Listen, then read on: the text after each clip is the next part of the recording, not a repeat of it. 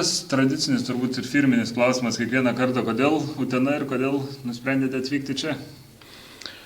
Na, man buvo džiugu, kad aš gavau vis tik tai pasiūlymus šiemet. 2 metai praleisti Žalgirio sporto direktoriaus pareigose, sugrįžti į krepšinį, kai šiuo metu rinkoje, sakyčiau, Lietuvos yra kokį 10 trenerių. Ir tas, sakysim, mano status šiai dienai nebuvo kaip trenerio dirbančio, gal tik tiek mano pliusas buvo prieš kitus trenerius, kad aš dirbau prie trenerio Plazos, dirbau prie Zuroso Trifunovičiaus, iš kurių tikrai gavau tam tikrų žinių ir patobulėjau, sakysim, prieš tai dirbęs 20 metų kaip treneris. Ir po šio sezono nusprendžiau grįžti trenerius ir galvojau, kaip čia man pasiseks, kur aš galėsiu. Aišku, pirmiausiai galvojau apie aukščiausią lygį, apie LKL, nes lengviausiai tas visas žinias kažkiek tai įdėkti tose aukštesnio lygio žaidėjais dirbant. Na, gavosi, kad turėjau vos net 2-3 pasiūlymus, tai aš buvau nustebęs iš tikrųjų. Ir labai ačiū Utenai, kuri, aišku, Utena taip pat susidomėjo ir pasiūlė. Kodėl pasirinkau Uteną? Manau, kad Utena yra tas miestas ir ta pati komanda, ta komanda, kuri kūrė labai gerą istoriją apie savo, sakysim, statusą LKL. Tai pirmiausiai, tai labai gera organizacija, tai gera vadyba, tai stabilus finansinis, reiškia, statusas. Ir manyčiau, kad rezultatai kiekvienais metais buvo pakankamai geri ir žaidėjai dauguma, kurie kalba, jeigu susitinki, kalbėsi apie Utenos visą organizaciją, atsiliepimai būna tik patys geriausi. Ir to pasekoje, pasitarę su šeima, vis tik tai aš nusprendžiau pasirinkti Uteną, nors jinai nuo Kauno 140 km, bet tai, kaip sakau, žmonės dirba Maskvoje, dirba Rusijoje, tai čia atstumas yra palyginus menkniekis su tuo. Dėl to toks ir sprendimas buvo priimtas. Visi, didžioji dalis jūs žino, kaip Vitoldą Masalskį, 6 kart Lietuvos čempioną, tą legendinę Žalgirio žaidėją. Dabartinė karta žino kaip Žalgirio sporto direktorių, bet labai mažai apie jūs žino kaip apie trenerį. Jūs pats koks esate treneris, kokio krepšinio šalininkas ir kokios jūsų kaip trenerio savybės? Aš kaip pats krepšininkas buvęs, kažkada tai, kai dirbau su ir LKL dirbau kažkada su Alita, paskiau nacionaliniai lygai dirbau su žaidėjais.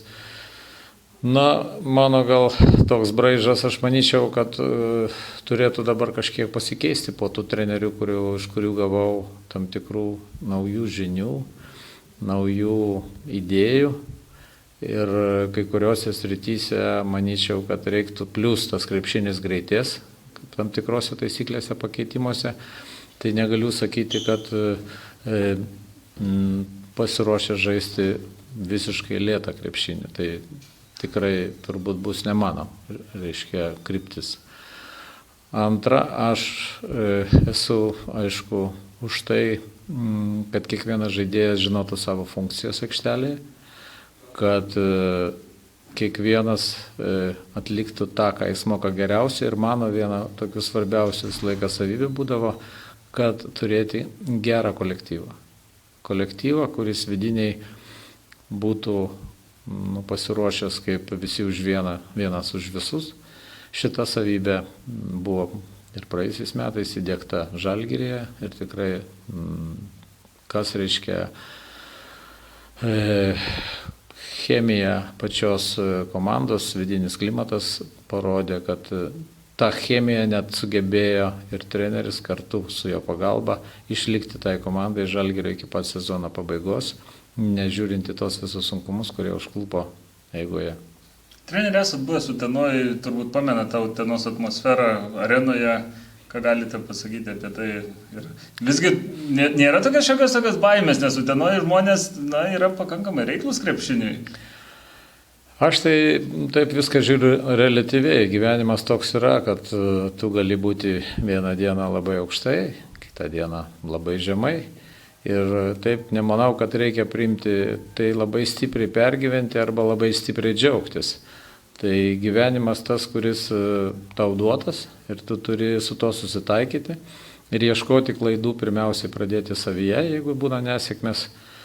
O džiaugsmas yra labai gerai, bet jūsų sirgaliai taip yra pakankamai tokie, sakyčiau, griausmingi, kiek atsimenu, ir po jūsų pergalių, ir po pralaimėjimų jie moka save išreikšti, moka turbūt ir pateikti klausimų ir pretenzijų, bet jeigu jau pasirinkau, reiškia, aš pasiruošęs, kaip sakant,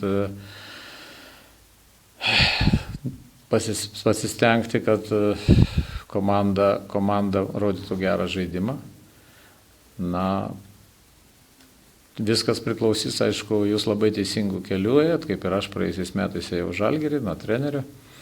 Ir dabar viskas priklausys nuo tos komplektacijos, kurią pavyks sudaryti, o po to nuo to pasiruošimo, kurį pavyks,